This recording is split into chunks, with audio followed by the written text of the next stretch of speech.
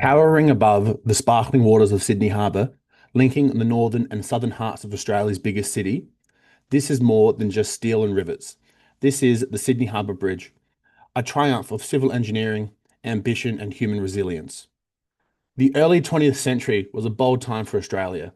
Cities were growing, industry was booming, and Sydney had a problem. The harbour divided the city. Ferries were overcrowded, roadways were congested, and engineers started dreaming of something massive, something that could unite the city once and for all. That something would become one of the largest steel arch bridges in the world.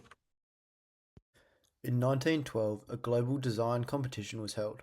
The winning plan came from John Bradfield, an Australian engineer whose name deserves to be just as iconic as the bridge itself.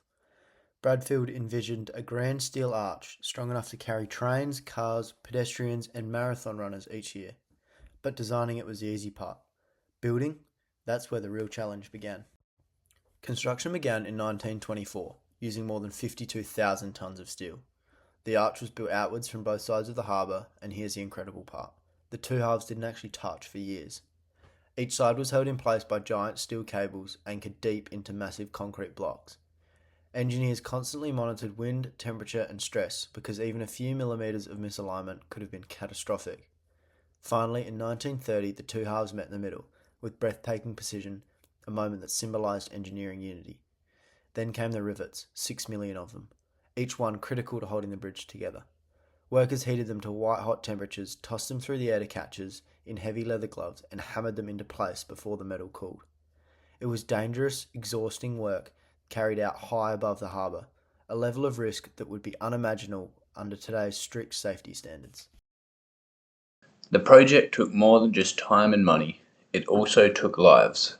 16 workers lost their lives constructing Australia's most iconic infrastructure project. Their sacrifice reminds us that great engineering achievements are not just technical marvels, they are human stories, built with real hands, real risk, and real lives. On March 19, 1932, the Sydney Harbour Bridge officially opened. It instantly transformed Sydney, enabling faster movement, economic growth, suburban expansion, and a new visual identity for the city.